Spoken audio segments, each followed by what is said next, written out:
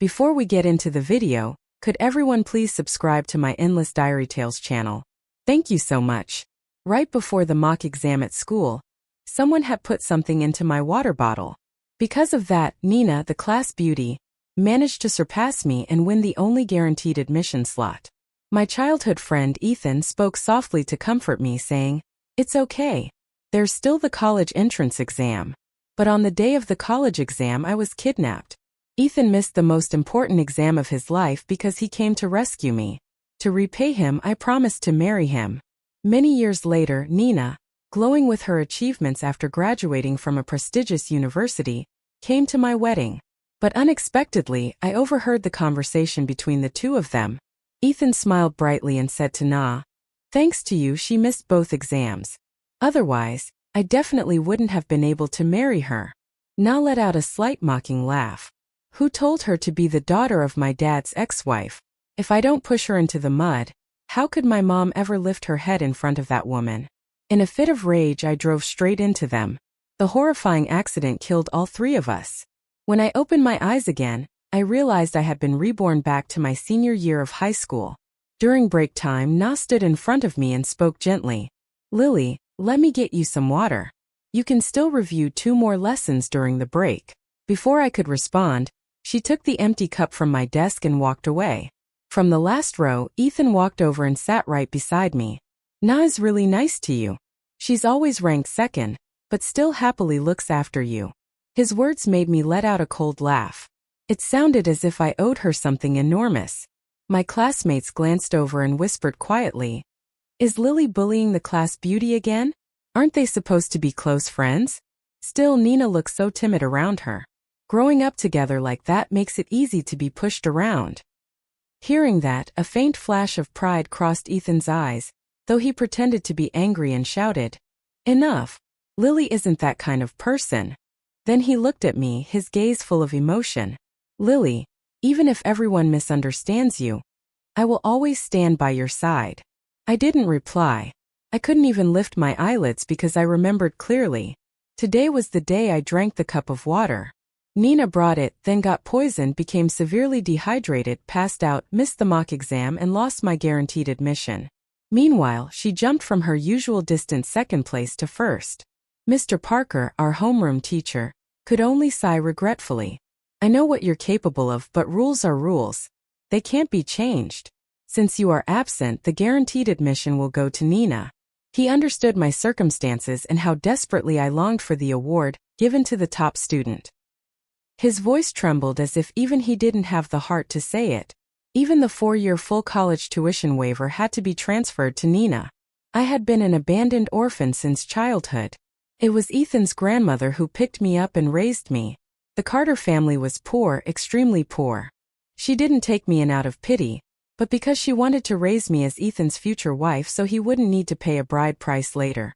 From then on, I lived in the Carter household doing housework, washing clothes, cooking, feeding chickens, raising pigs, everything. Yet, I was never fed enough or given proper clothes. Fortunately, due to the compulsory 9-year education policy, when Chief Miller brought the police to the Carter house, I was forced to attend middle school. High school tuition was waived, so as long as I worked during holidays I could earn enough to survive. But college was different. College tuition was expensive. I had been working hard for the past 3 years just to win the mock exam reward. 4 years of free college tuition because I knew the Carter family would never let me go to college. They even told me directly, "If you get into college and see the outside world." They were certain that if I went to college and saw the outside world, I would never agree to marry Ethan or stay with the Carter family. That was why they tried everything they could to keep me trapped in this poor, desolate village. In my previous life, after missing the mock exam, I went back to school, planning to take the cup and have it tested at the hospital. But no matter how hard I searched, I couldn't find it. When I went with Mr. Parker to the office to check the surveillance cameras, we were told the cameras had been broken for a week. The last recorded image showed Ethan playing ball in the classroom, and the ball bounced up and struck the camera, shattering it. With all those coincidences, it wasn't as if I had never suspected Ethan. But later, when he missed the college exam just because he went searching for me, all my doubts faded completely. Who would have thought that everything had been a script he wrote and performed himself just to make me feel indebted to him for life? He knew very well he couldn't get into college. He had no interest in studying, and he was terrified that if I got into a good school and moved beyond his social class, I would eventually leave him. So he and Nina schemed together to destroy my bright future.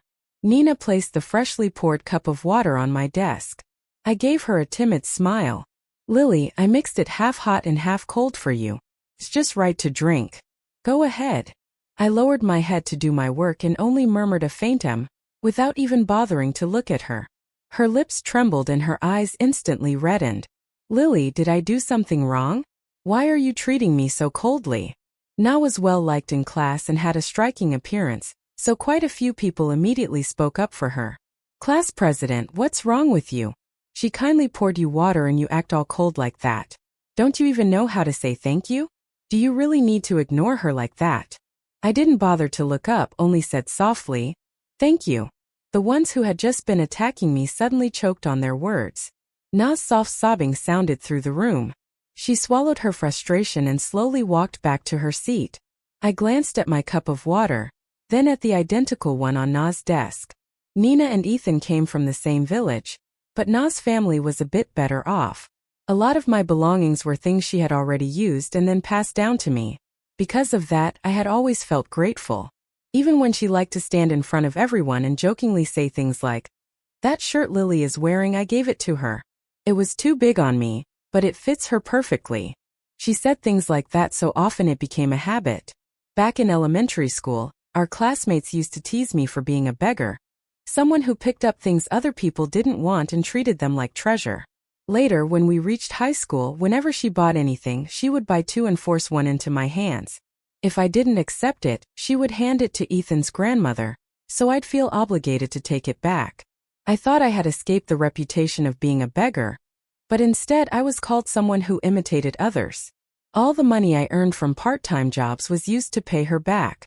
I didn't want to owe anyone, especially not Nina. I once thought that everyone had flaws.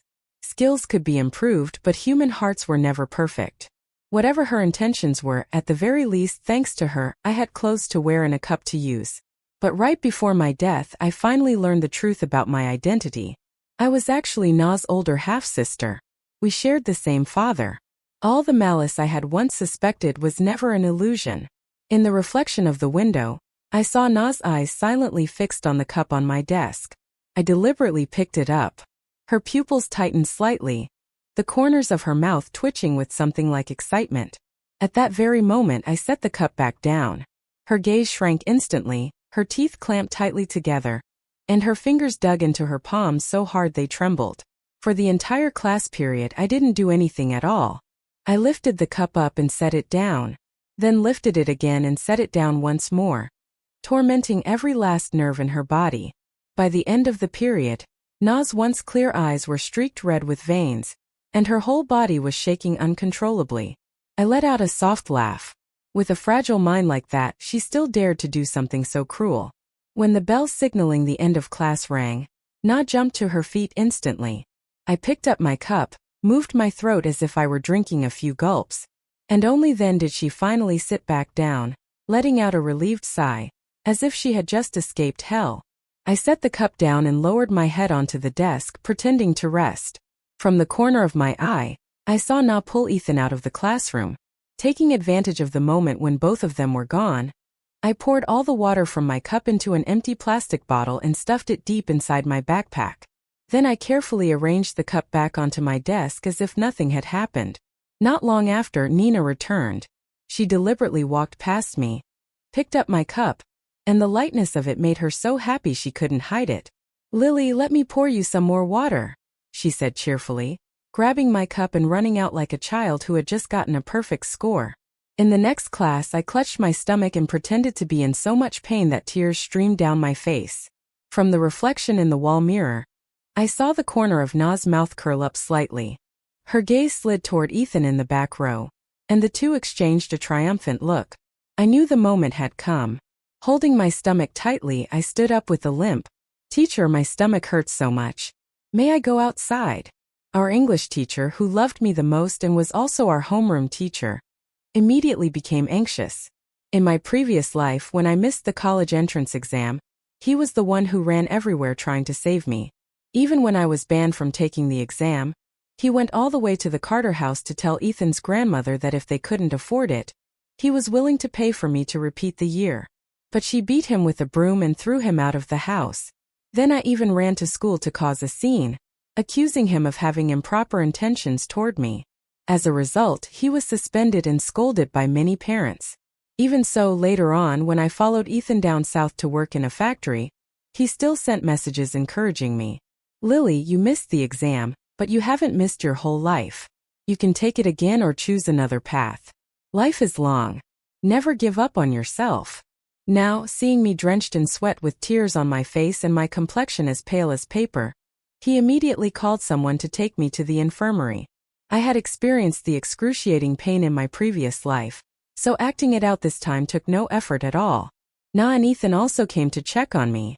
Seeing my pale face and how I kept running in and out of the bathroom, they finally felt assured enough to return to class. During the last evening's self-study session, I asked the teacher for permission to go to the hospital outside school for observation. Back in the classroom, Mr. Parker looked at the attendance list and said with a frustrated sigh, "Why is this happening again?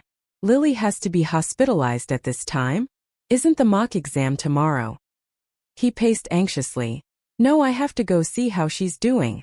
After the homeroom teacher left, Na and Ethan were overjoyed, as if they had won the lottery. On the way home, Na even hummed a tune as if the sky that day was blue just for her. The next morning, I didn't show up for early self-study. Seeing my empty seat, Na finally relaxed. Our exam rooms were at 2 different test sites. Worried about my health, Mr. Parker personally drove me to my exam site and repeatedly reminded me of things to be careful about. When the test ended, he drove me back to school. The moment Na saw me return to class, she rushed over with a deliberately regretful expression. "Lily, what a pity. Why did you miss the exam?" I smiled calmly. "It's okay. There's still the college entrance exam." She sighed, then added with a tone of fake sympathy laced with pride, "But you know, this mock exam comes with a guaranteed admission slot and a full tuition waiver." The bell rang, and Na went back to her seat, placing her cup of water down. I noticed a small piece of paper under the cup. The handwriting was soft and delicate, exactly like Ethan's. "Na, enjoy your drink," but that note was written by me. I had woken up at dawn and practiced until my hand went numb just to replicate Ethan's handwriting perfectly, and the water in the cup was the water I had switched out that day. Na took a small sip, and the sweetness spread across her lips. Her mouth curved up as her eyes filled with happiness. When Ethan walked by with a basketball in his arms, Na even blushed and gave him a meaningful blink. Ethan froze, scratched his head, and smiled cluelessly. At that moment, Na became even more convinced that the note had been written for her by Ethan. Not even one class period had passed before she finished the whole cup. When the break bell rang, she stood up, ready to look for Ethan, but suddenly collapsed to the floor, clutching her stomach and convulsing. She struggled to crawl up, staggering toward the restroom, and then disappeared for 2 full periods. The homeroom teacher sent someone to look for her and eventually found her unconscious in the hallway right outside the bathroom, severely dehydrated and in a deep faint, exactly like what happened to me in my previous life. Ethan frowned as he watched Na being carried away, then turned to me. "Lily, why is Na's condition exactly like yours before?" And even worse, his voice wasn't quiet at all. The whole class could hear him immediately. Someone chimed in, "Yeah, class president. Did you pass your sickness to the class, beauty? Don't spread it to us. The college entrance exam is coming." Another voice added, "If you're sick, just stay home, Lily. Don't drag the whole class down. Everyone knows you're dirt poor and an orphan. Who knows? Maybe you have some contagious disease you can't afford to treat. I bet she got it from you." Accusations and insults erupted one after another. The classroom became so loud it felt like it was about to explode. I looked at Ethan. He remained indifferent. Not a trace of sympathy in his eyes. Instead, the more they insulted me, the brighter his expression became, the higher the corners of his lips lifted. It was as if the more humiliation I suffered, the happier he felt. He once told me, "Lily, you're the most important person in my life." But that so-called affection had always pushed me into the deepest pit of humiliation.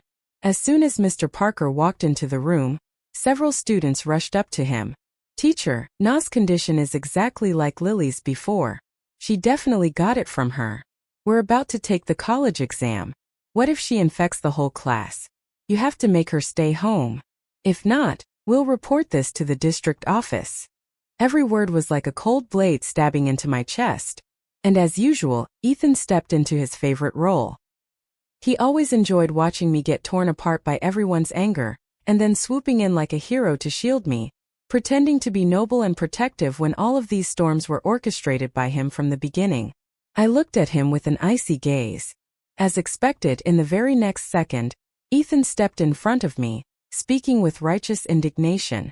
What nonsense are you all spouting? Lily isn't an orphan anymore. My family adopted her. I won't allow you to spread lies. Lily is perfectly healthy. Last time was just a stomach ache. And Nina too. Clearly food poisoning, that's all. Then he turned around and gave me that gentle, sickeningly fake look. Lily, with me here, no one will dare to bully you. The class was about to keep arguing when bang, Mr. Parker slammed his book onto the desk. Do any of you have evidence?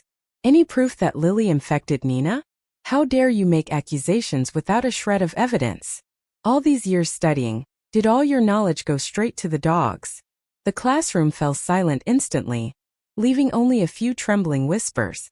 But their symptoms really are the same, someone whispered, but Mr. Parker's voice was cold and sharp. The day Na got sick, I was the one who took her to the hospital. I saw every test result. If she had any illness, wouldn't I know better than any of you? He pulled a sheet of paper from his bag and waved it in front of the class. This is her test result from that day. Look at it carefully, and when you're done, those of you who've been barking had better apologize properly. The paper was passed from hand to hand.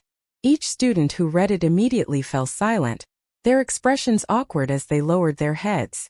Eventually, the test report landed in Ethan's hands. Every word on it was crystal clear, normal. No abnormalities detected. Mr. Parker slammed the desk, his voice full of anger. Lily had hypoglycemia caused by exam stress. She got dizzy and went to the restroom. Na, on the other hand, had food poisoning. Those are two completely different things. Do any of you still dare talk nonsense? The classroom fell completely silent. No one uttered even a single protest. Ethan's smile vanished as if blown out by the wind. He jerked his head up, his eyes filled with horror and disbelief as he stared at me. I looked back at him with cold indifference, as if I were looking at a stain on the wall. My stare made him shiver. Now he finally knew that I had discovered their scheme, how they put something in my water. I opened my mouth, speaking slowly, each word sharp as a blade. Ethan, get away from me, as far away as possible. You really disgust me. Without waiting for his reaction, I returned to my seat and calmly opened my test paper, working on it as though nothing had happened. I ignored Ethan's panicked stare and the uneasy looks from everyone else. Mr. Parker frowned, his voice thick with disappointment. Ethan, Lily is the pride of our whole school. If she passes the exams, she'll inspire countless students after her. Could you stop dragging her down? Her score is 3 times yours. Aren't you ashamed? Ethan's face went pale. He staggered back to his seat, moving as if his legs barely worked. The entire day, his ghostly stare clung to me relentlessly. Even when others invited him to visit Nina in the hospital, he shook his head and refused. Ethan and I were never the same. I earned my place at this prestigious high school through ability. He bought his way in. But before he transferred here, everyone in class knew I was an orphan. Still, not a single person mocked or belittled me. In fact, they once pooled money to help with my living expenses. They told me, Lily, study hard. We believe you'll get into a good college. But after he arrived, everything changed. Whenever a boy talked to me, Ethan would immediately go around telling others. That girl was picked up by my grandma. She's the daughter-in-law my family raised. She eats the Carters' food, so she'll belong to the Carters for life. In a high-pressure academic environment, people were desperate for gossip. His rumors were like throwing a torch into dry grass. Overnight, everyone in the grade knew. From then on, whenever I walked by a group of students, they would burst into laughter. Hey Ethan, your little wifey is here. Their laughter echoed down the hallway, slicing into my ears like a razor to my heart. Every shred of dignity I had was trampled and crushed beneath their feet. And Ethan, he only enjoyed it more. The attention and the drama. With Nina fanning the flames beside him, their stories spread faster, and the impression people had of me worsened by the day. They said I was jealous of Na's beauty and bullied her because of it. And just like that, the label of a copycat, a pathetic imitator, clung to me like a nightmare I couldn't wake from, suffocating my entire youth. I fought my way out of that school, out of that poor mountain village, and passed the exam to escape that small-minded town. It was my only hope if I could just survive those 3 years of high school. That afternoon, right after class, Ethan came looking for me again, using his favorite tactic, pretending to be pitiful. To be honest, Ethan was very handsome, and he knew exactly how to use his looks to win people over. Whenever he put on a pitiful expression, before I even had time to react, a few girls nearby would rush to defend him, gradually making it seem like I was the one being cruel to him. He lowered his voice and said softly, "Lily, my grandma cooked dinner and told me to bring you home to eat."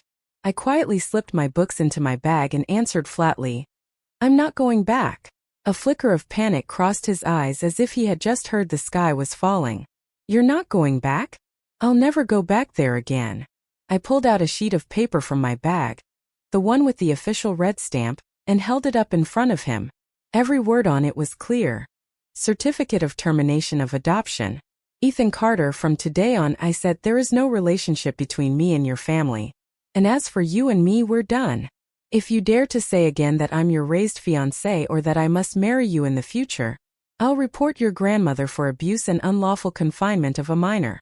Ethan's face went as pale as the paper in his hands. His voice trembled, cracking. "Lily, how can you do this?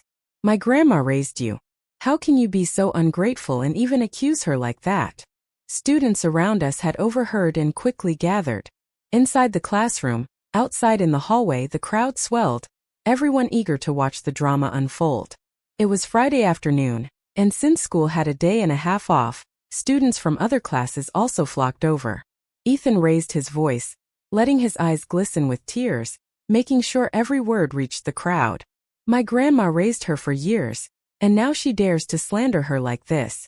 Everyone tell me, is that even human?" Whispers erupted instantly like fire catching dry grass. I let out a dry mocking laugh. "She didn't take me in out of kindness. She took me in so she wouldn't have to pay for a future daughter-in-law for you, Ethan. I was 4 when I came to your house, and I already had to stand on a chair to cook. I didn't have a single decent piece of clothing. When I talked about going to school, she refused to register my residency because she was afraid I'd run away. In the end, it took the village secretary to confirm she had no right to keep me, and that they would send me to an orphanage. Only then did she finally register me. And only with police intervention did I get to go to school. I was 16. Ethan's face flushed with shame and anger. He glared at me through narrowed eyes. "Lily, stop. Don't say any more." I scoffed, unafraid, tears beginning to burn at the corners of my eyes. "Why shouldn't I say it? You call me ungrateful. You say your grandmother raised me when I was 14. She locked you inside my room in the middle of the night, told you to obey her, to force yourself onto me so I wouldn't be able to run away and would have no choice but to become your wife. If I hadn't grabbed scissors and stabbed myself to scare you, I would have been destroyed by you and your grandmother long ago. You thought I wouldn't dare say anything because it would ruin my reputation, that because I'm a girl I'd be too ashamed to speak. So, you just did whatever you wanted shamelessly for years, didn't you?" My voice trembled with fury as I continued. "Well, Ethan, I don't need to protect my reputation anymore. All I want is to take the college entrance exam. I just want to survive. You say your family raised me for years. Did your family ever give me a single dollar? My school fees were waived. Living expenses were also free. In any free time I had, I worked part-time. At your house, I did every chore. And your grandmother even took my money. What gratitude do you think your family deserves from me?" I stepped toward him, my voice ringing through the silent classroom like thunder. The room exploded. Students around us began shouting accusations at Ethan, hot, crackling fury filling the air. "Aren't you ashamed, Ethan? How dare you even claim you two are a couple? The class president is so outstanding, and you? What are you besides a filthy toad? Look at yourself. Do you even deserve her? She's had it harder than a child laborer because of you." The harsh criticism struck Ethan's face like hailstones. As a senior desperate to save face, his pride snapped. He suddenly stomped hard on the nearest desk and roared in anger. Unfortunately for him, that desk belonged to the sports committee rep, who immediately grabbed Ethan by the collar. "Are you crazy?" he shouted. "Why'd you kick my desk? Don't you have your own?" Enraged, Ethan threw a punch straight into the boy's face. The rep shoved him back, and the two launched into a full-on fistfight. Their scuffle quickly spread to the students around them. Several boys who had disliked Ethan for a long time jumped in to help, and soon the fight between two people escalated into a chaotic brawl. Ethan's cries of pain echoed across the classroom, but I simply packed my books, slung my backpack over my shoulder, and headed quietly toward the back door to leave. Just as I reached it, I unexpectedly came face to face with Mr. Parker. His eyes were deep and complicated. I had no idea how much he had heard. My mouth opened then closed again. My gaze dropped to the floor as shame flooded my chest. I had always seen him as a guiding light, the mentor of my life. For 3 years, he not only taught me but quietly supported me in countless ways. The compulsory education policy only covered tuition. Everything else, books, photocopies, daily expenses, was reduced only because the principal felt sympathetic. But later, when I returned to visit the school after growing up, I learned the truth. The principal had only waived my dorm fees. Everything else Mr. Parker had paid for out of his own pocket. He also knew that every weekend I worked heavy labor jobs to earn money. So, he deliberately asked me to tutor his elementary son, paying me a proper wage. Back then I was naive and thought he genuinely needed a tutor. Only later did I understand what high school teacher can't teach a child in elementary school. He was simply finding a way to protect my fragile dignity, so I could receive help without feeling humiliated. Standing before his gentle eyes now, I felt tears burn painfully at the corners of my eyes. He placed a light hand on my shoulder, his voice thick with emotion. "Lily, even in the mountains a phoenix can rise. A parasol tree may grow in a valley, but it still reaches for the sky. You will have the life you want." I glanced at my classmates. In their eyes I saw shame, regret, and guilt. No trace of mockery left. That night, as I slept in the dormitory, the door manager woke me up, saying someone was calling for me. On the other end of the line was Ethan's trembling voice. "Lily, don't hang up. I need to tell you something. You know everything now, right? Even if I did put something in your drink, I swear it wasn't all my idea." I frowned, gripping the phone tightly. "Ethan, you still think you're innocent?" His voice quivered as if he were about to cry. "Lily, I was just afraid you'd leave me. Afraid you'd pass the exam, meet new people and forget about me.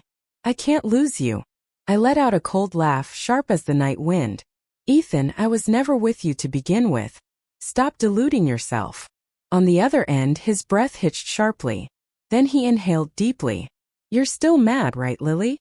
There's still the college entrance exam. You're always in the top 10. Someone will sponsor your tuition. And even if no one helps you, I'll earn money to support you through college. I'll prove I can make it up to you." I hung up before he could finish. After Nina was discharged from the hospital and returned to school. During the very first break period, Na cornered Ethan. "I was in the hospital for days. Why didn't you come visit me?" Ethan shot her an annoyed glance. "Can you stay away from me?" Na froze, her eyes instantly narrowing. "What do you mean? If I hadn't drunk the cup you gave me, how would I have gotten sick?" Ethan frowned and shoved her aside. "Are you insane? Who gave you water?" She turned toward me, confusion swirling in her eyes. I simply let out a faint, cold smile without answering. Na immediately understood something. She rushed over and grabbed my wrist tightly. "It was you, wasn't it? You did it." A sharp smack rang out as I forcefully brushed her hand away. My voice was calm to the point of being chilling. "I have no idea what you're talking about." Na trembled with rage. "You're taking revenge on me, aren't you?" I raised an eyebrow, lips curving. "Revenge on you? For what? What exactly have you done that would make you worth taking revenge on?" Na clenched her fists, her gaze darting toward Ethan. Ethan stared at the ground, not daring to look at me. A bitter, icy laugh slipped from Na's lips. Lily, you're not afraid I'll call the police. If this gets exposed, your life will be ruined. I smiled, a soft, gentle smile that still made people's blood run cold. Then go check the surveillance cameras. Ethan's eyes flickered with panic. He immediately slipped out of the classroom through the back door without looking back. Soon the only people left in the room were me and Na. She crossed her arms, chin lifted arrogantly. I didn't expect this, Lily. After all these years pretending to be kind and obedient, you finally show your true colors. I said nothing, waiting. But even if you want revenge, so what? She sneered. You still haven't taken the mock exam. First place belongs to me. The school's only guaranteed admission slot is mine. The 4-year scholarship is mine. I don't even need any of that. The only reason I made sure to crush them is because I knew they were your lifeline. She leaned in slightly, voice dripping with contempt. So go ahead, rot forever in this miserable little town. I lifted an eyebrow, giving her an easy, quiet smile. Is that so? Then let's wait and see. Na snorted coldly, lips curling in disdain. Keep acting tough. Let's see how long you can keep that smile. The interschool exam results were posted right after the evening self-study session. Mr. Parker brought in a printed copy of the rankings, his face glowing with excitement, holding his familiar cup of warm water. Everyone, come take a look. Na sat arrogantly in her seat, lazily leaning back with a smug expression, casting me a provocative glance. I sipped my water and didn't bother moving as the students surged toward the front of the classroom to crowd around the score sheet. Na remained where she was, waiting for the gasps of admiration, the chorus of praise calling her name. Instead, a shocked voice erupted. Oh my God! The gap between first place and second place is over 100 points. The smile nearly slipped off Na's face. Then someone let out a quiet laugh. Class president is incredible. Completely crushed Nina. The difference isn't even small.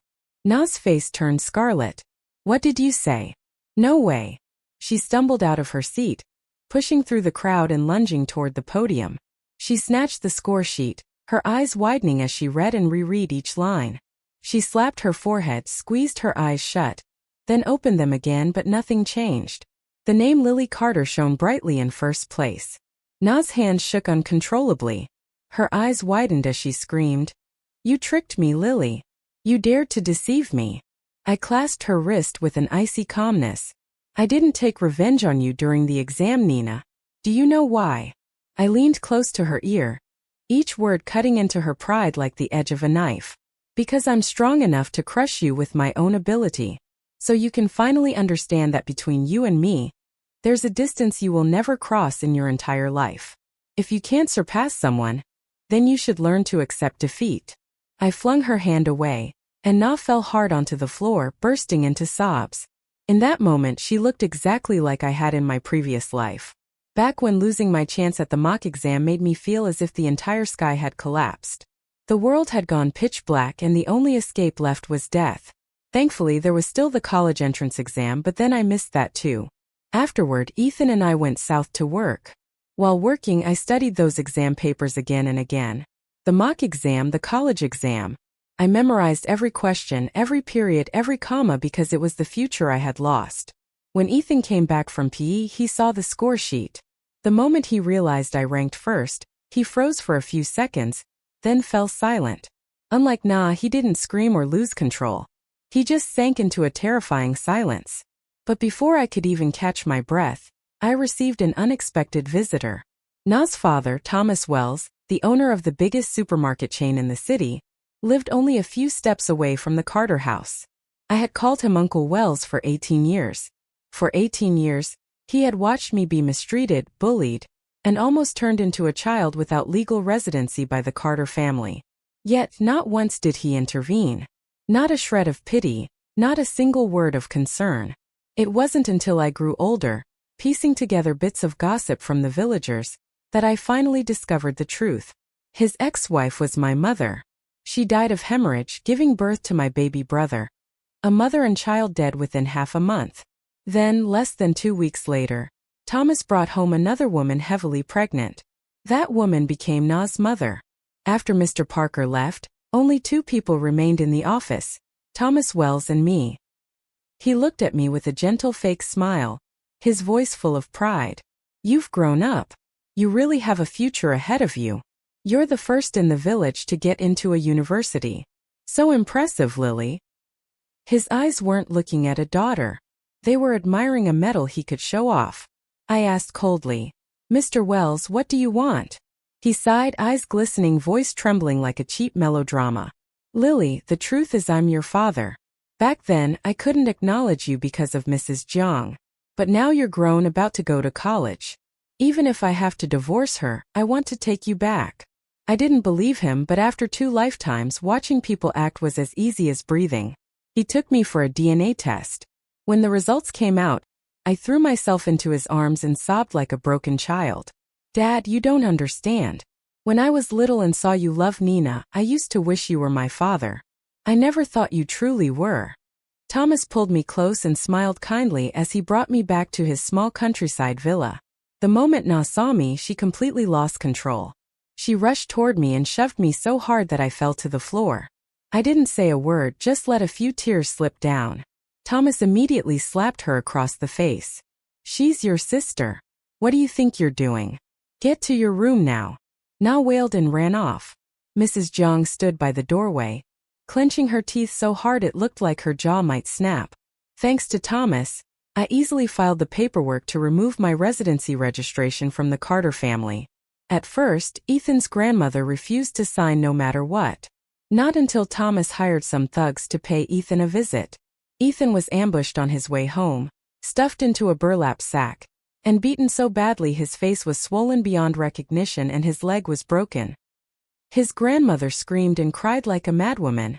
In the end, she had no choice but to hand over the household registry. Just like that, something that had once been harder than climbing to the heavens became as trivial as a blade of grass in Thomas Wells's hands. Evil truly needs to be handled by someone just as ruthless. After that, I didn't need to go to school anymore. I stayed at home every day, cooking, making soup, acting obedient and filial toward Thomas Wells, gentle and considerate to the point no one could find a flaw. I played the role of the obedient, gentle daughter, something Nina had never once managed to pull off in her entire life. She had always been spoiled, so the more I pretended to be meek and well-behaved, the more pitiful she looked whenever anyone compared us. Thomas Wells began looking at me with growing approval, and each word of praise he gave me twisted deeper into Nina's heart like a knife. She couldn't stand seeing me lower my head sweetly as I offered him a bowl of soup. She couldn't stand the affectionate, fatherly way he looked at me. She screamed, she cried, she smashed bowls and dishes, and every time she did, she was scolded. Or when he was angry or beaten. And so the Wells household repeated that vicious cycle day after day, turning into a battlefield every single night. Under that psychological pressure, Nina was on the verge of a complete breakdown. She couldn't study at all. On the day of the college entrance exam, I arrived at the test center on time. When Nina saw me, her eyes looked as if she wanted to carve me into pieces. "What are you doing here?" I smiled, my voice soft but sharp as a blade. "Retaking the exam. So, you understand that the last time you lost to me it wasn't luck. It was my ability. Nina, you will forever be the one beneath my feet. That's your fate." Her eyes trembled, filled with both hatred and fear as I walked straight into the exam room without looking back. When the results were released, my score was more than 200 points higher than hers. She barely scraped into a third-tier university. Thomas Wells frowned with disgust. "You couldn't even get into a good school. All these years I paid for your tutoring. I could have bought a house with that money. Useless." Nina broke into hysterical sobs. I gently held out a bowl of hot soup and said softly, "Dad, don't be angry. Have some soup. Your health matters most." Mrs. Jiang slapped the bowl out of my hands and lunged at me. A sharp crack rang out as Thomas slapped her instead. "She's your sister. What are you doing? Get to your room." The Wells household fell into chaos like a war zone. That night I quietly packed my luggage, deliberately making noise. As expected, Thomas opened the door. "Lily, what are you doing?" I lowered my head, letting my voice tremble just enough while weighing every word carefully. "I don't have a mother anymore. Now I only have you. I really want to stay by your side, Dad, but I don't want to cause you trouble in Beijing. I found a part-time job at an education center. I'll call you often. I promise." Thomas's eyes filled with tears. He pulled a bank card from his pocket and placed it in my hand. There's 150,000 yuan in here. Take it first. If it's not enough, tell me. I pretended to decline politely a few times, then accepted the card gracefully, slipping it into my bag without a single tremor in my hand. Throughout college, my grades were outstanding, making Thomas Wells beam with pride in front of our relatives back in the countryside. Meanwhile, Nina, the legitimate daughter, became increasingly rebellious and out of control. Thomas and Mrs. Zhang argued constantly. Honestly, what true affection remains between a man who once cheated and abandoned his wife and children? He had so many other women outside their marriage that I lost count long ago. As for me, I kept my rule. Sweetness on the surface, ice beneath. I pretended to be gentle, obedient, and filial to the point that he trusted only me, talked only to me, and laughed only with me. Finally, using that obedient facade, I persuaded him to sponsor my overseas studies.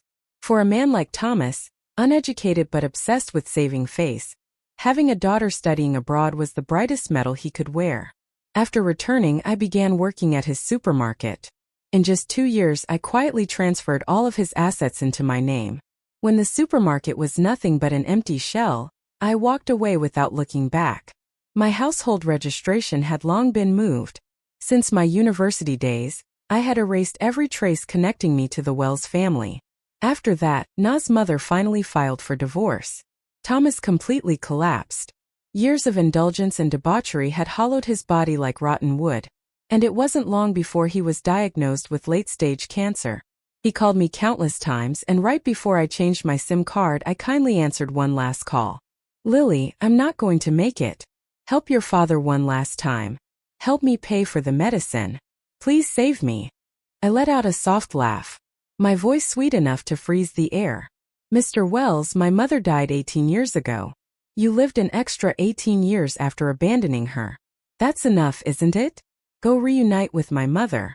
When you're dead, whatever money is needed for your funeral, I'll pay it all. But right now, I won't give you a single cent."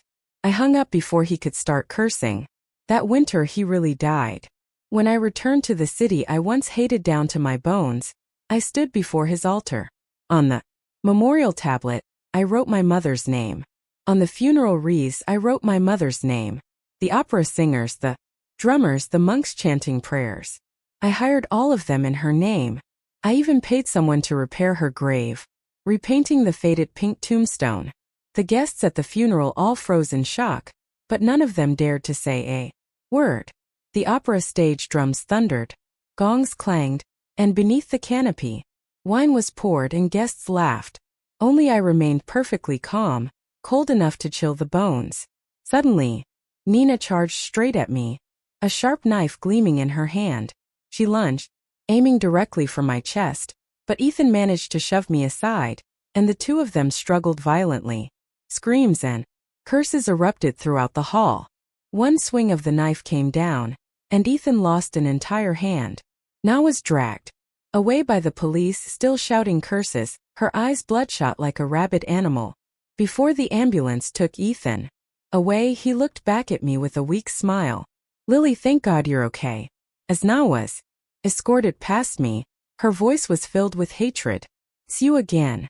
You and Ethan. Conspiring to ruin me, right?" Then she whipped her head toward him. "You're really willing to do this for her? Lose a whole hand just for her?" Ethan went pale, lips trembling as if he wanted to say something. In the end he only whispered, "Lily, I'm sorry." I cut him off coldly. "Don't apologize. You disgust me." After the funeral I buried Thomas Wells far, far away, nowhere near where my mother rested. Back then when he buried her, he didn't even give her a tombstone, just a mound of dirt. Now I returned it to him exactly the same. I had deceived him because even after his death, I couldn't bring myself to spend another cent on him. After all, I was still just a girl born in poverty down to the marrow. Surely in whatever afterlife he ended up in, Mr. Wells would understand.